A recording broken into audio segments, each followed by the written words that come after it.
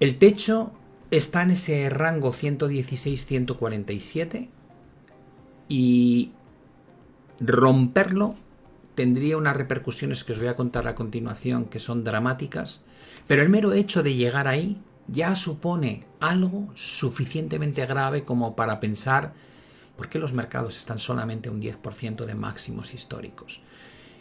Mucha gente te dice, no, es que el petróleo Brent, que es el que circula de Oriente Próximo hacia Asia y en menor medida hacia Europa, es el que está en tela de juicio, pero West Texas, que es el que se produce en Estados Unidos, no plantea ningún problema. Digo, bueno, cuando miras el gráfico de West Texas, que es lo que tenéis en pantalla, exactamente los mismos techos del 2007, la primavera árabe, la invasión de Irán y actualmente ese pico que hemos visto registrado, no es muy distinto de lo que estamos viendo con el Brent. Y probablemente si el problema se traslada de forma generalizada con rupturas de la cota de 150 en el Brent, el West Texas le seguirá el recorrido hacia arriba. Habrá un spread, habrá un diferencial que se irá ampliando a favor del precio del Brent más alto y West Texas más bajo, pero la dirección probablemente no va a ser distinta. Es como cuando decimos, ¿podría bajar un 40% la bolsa americana y que la bolsa europea suba? Digo, no. En un momento dado puede darse la situación en que la bolsa americana pueda bajar un 40% y la bolsa europea solo un 30%. Pero pretender que los dos activos que están tan correlacionados se muevan en direcciones opuestas no es realista.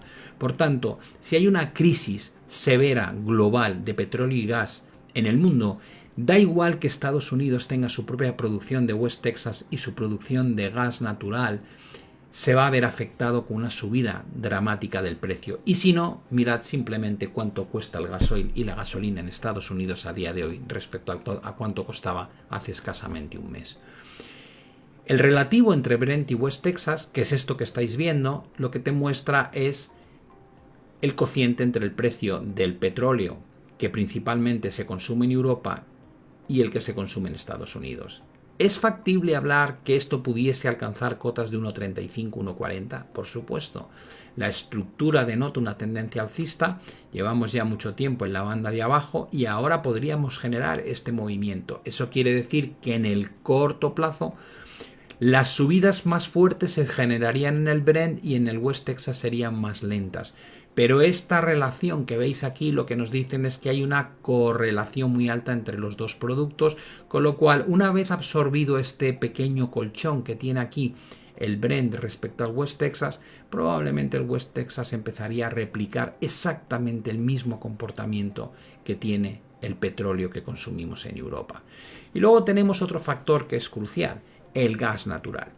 Si miramos el gas natural que cotiza en Estados Unidos, realmente apenas se ha reaccionado. Y sin embargo, el gas natural que utilizamos de referencia en Europa y que utilizamos de referencia en Asia se encuentra en un momento crítico. ¿Por qué?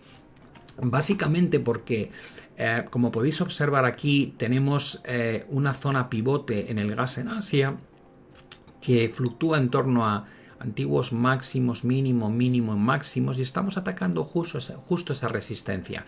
Las unidades con las que se mide la referencia del gas en Asia son dólares por millón de unidades térmicas británicas. Es esta nomenclatura, y de ahí que tengáis tanta diferencia en la escala de precios, porque en Europa se mide en euros por megavatio hora. Pero como veis, la estructura es exactamente la misma en los dos casos, lo cual quiere decir que solamente se cambia la escala en la que medimos las unidades. Pero la realidad para Europa y Asia es muy similar. Si se rompen estos techos, lo más probable es que empecemos a ver precios del gas para Asia y para Europa no muy distintos de los que en su momento registramos durante la invasión de Rusia a Ucrania en 2022, y basta decir que la crisis energética que tuvimos que sufrir en aquella época fue brutal. En aquel momento todos los telediarios de las televisiones nos hablaban de cuándo había que encender la calefacción, cómo había que regular los topes de la climatización, cuándo había que planchar, cuándo había que poner los lavavajillas. Se convirtió en un drama entre la ciudadanía, en un problema brutal para las industrias. Muchas de ellas decían, sobre todo pequeños autónomos, es que no puedo tener los congeladores, es que no puedo tener los hornos funcionando porque no me compensa lo que luego obtengo. Se convirtió en un verdadero problemón económico. Estamos a las puertas de que si esto salta, volvamos a repetir el mismo tipo de situación. Y aquí, una vez más, lo que surge es el concepto de, bueno, pero en Estados Unidos no les afectará porque como son productores masivos de gas natural y de hecho exportadores de gas natural licuado, para que os hagáis una idea, para España son uno de los 3 mayores suministradores de gas natural, y veis este gráfico y os digo, cuidado, porque este gráfico lo que muestra es la relación entre el gas natural de Estados Unidos y el gas natural de Europa y Asia. ¿Qué quiere esto decir? Que el ratio ha alcanzado ya unos techos muy significativos, lo cual quiere decir que a partir de aquí probablemente empieza a ser mucho más rentable para el generador de gas estadounidense plantearse exportarlo en lugar de dedicarlo al autoconsumo interno de Estados Unidos. Es decir, al final la globalización lo que hace es que tú trasladas los efectos de los precios de forma generalizada a todo el mundo. No se queda circunscrito en un país y ningún país de repente está bloqueado o aislado de la problemática que sufre el resto. La situación de Estados Unidos como país que tiene autonomía energética no le va a proteger de los efectos de los precios.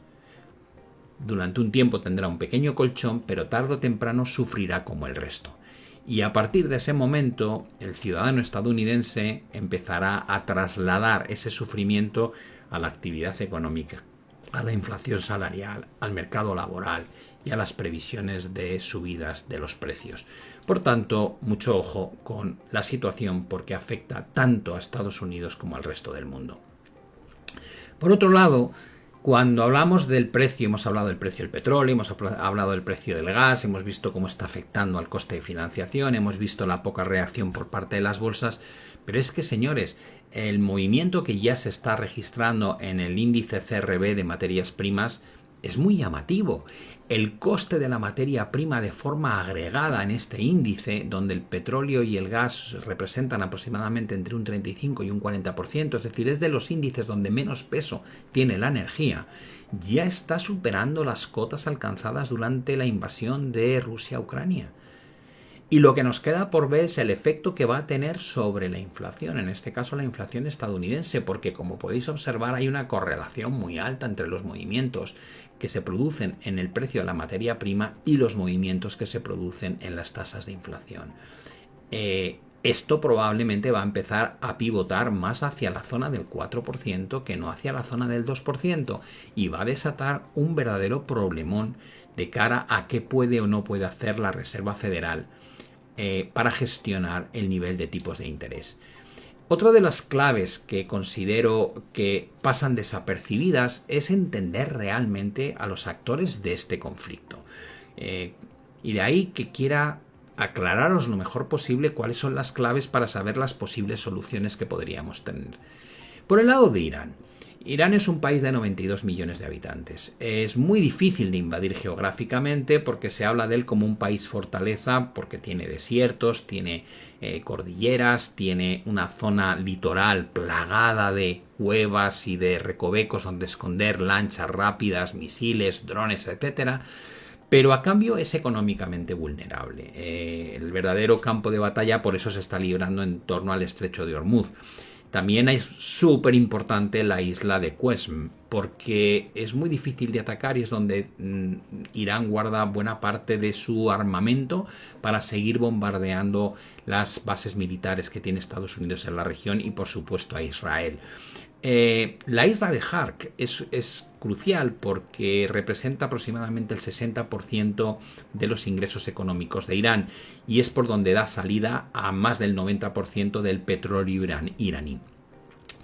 Si Estados Unidos, y esto es algo que a lo mejor estáis viendo el vídeo este domingo y ya ha ocurrido durante la madrugada del viernes, pero si Estados Unidos pretende tomar la isla de Hark, que es algo que se comenta mucho como un punto interesante para doblegar a Irán, es estrangularlo económicamente, es muy importante que la controle pero no destruya la infraestructura energética que tiene allí Irán, porque en el caso de hacerlo probablemente las represalias de Irán van a ser dramáticas. Ya habrá perdido todo lo que puede perder, por tanto, ¿qué diablos? Vamos a hacer que el coste de esta guerra alcance el nivel más alto posible.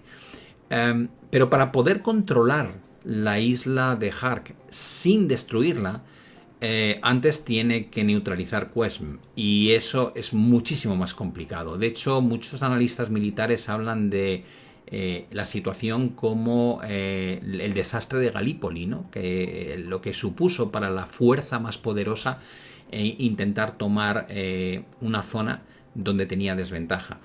Ser potencia militar con gran diferencia respecto a tu enemigo no siempre te garantiza el triunfo. Estados Unidos empezó con una pequeña guerra en Afganistán, acabó desplegando 100.000 soldados, estuvo durante 2 décadas y al final se fue con el rabo entre las piernas y el régimen talibán volvió en pocas semanas a ocupar el territorio. Vimos también lo que ocurrió en Vietnam, vimos lo que ocurrió en Libia, vimos lo que ocurrió en Irak. Una cosa es llegar y tomar, y otra cosa es conservar y provocar un cambio de régimen. Son cosas totalmente distintas. Nadie duda de la capacidad militar que tiene Estados Unidos, pero de ahí a que puede imponer su ley y gestionar el problema como está haciendo actualmente con Venezuela, eso es otro cantar muy distinto. Por otro lado, si Estados Unidos ataca la isla de Hark y rompe o destruye infraestructuras, lo que estamos hablando es de que la respuesta de Irán va a ir orientada hacia instalaciones petroleras de los países aliados, hacia instalaciones de gas de países aliados y hacia desalinizadoras. Aquí hablamos de algo muy grave. Esto es destrucción de oferta. Esto no se arregla en meses, se arregla, si cabe, en muchos años. Lo cual quiere decir que la crisis inflacionista que podríamos desatar sería algo que solamente probablemente tiene equiparables con lo que ocurrió en los años 70, cuando se produce el embargo de petróleo. Y en aquel momento lo que provocó fue una inflación en Estados Unidos de un 14-15% y que el Banco Central de Estados Unidos, la Reserva Federal, tuviese que subir las tasas de interés hasta el 19%, provocando 2 severas recesiones económicas seguidas. Evidentemente la situación ahora es mucho peor. ¿Por qué? Primero porque el nivel de endeudamiento de Estados Unidos en aquel momento rondaba el 30 y tantos por ciento, hoy es más de un 120%. Es decir, que la sensibilidad de la situación fiscal de Estados Unidos a posibles repuntes inflacionistas y subidas del coste de financiación son infinitamente mayores ahora que entonces. Y luego, evidentemente, porque la situación geopolítica está muy deteriorada ya en estos momentos. Como digo, ataques a desalinizadoras cambiaría completamente el juego. Los países árabes tienen un clima muy severo, viven con carencia de agua, se surten principalmente de grandes infraestructuras de desalinización que les permite suministrar agua potable a los negocios y a la ciudadanía. Si te cargas esa fuente en menos de una semana, muchos de los países se quedan sin recurso de agua, lo cual podría provocar crisis migratorias en un momento en el que está el espacio aéreo cerrado. O sea, haceos una idea de a qué estamos jugando y lo complicado que podría resultar la situación en Oriente Próximo si de repente los que están implicados en la guerra pierden los papeles y escalan varios puntos por encima de lo que estamos viendo ya. En el caso de que Irán empiece a atacar desalinizadoras, estaciones de gas e instalaciones petroleras en Arabia Saudí, Emiratos Árabes Unidos, Qatar, Omán, Bahrein, etc., ya Arabia Saudí y Emiratos Árabes Unidos han dicho que entrarían en guerra directamente con Irán, con lo cual ya no se convierte en un conflicto donde hay 2 atacantes contra Irán, sino que de repente esto se convierte en un conflicto donde los propios países de Oriente Próximo empiezan a guerrear entre sí y por tanto no es un conflicto local, sino regional de ámbito mucho más extenso.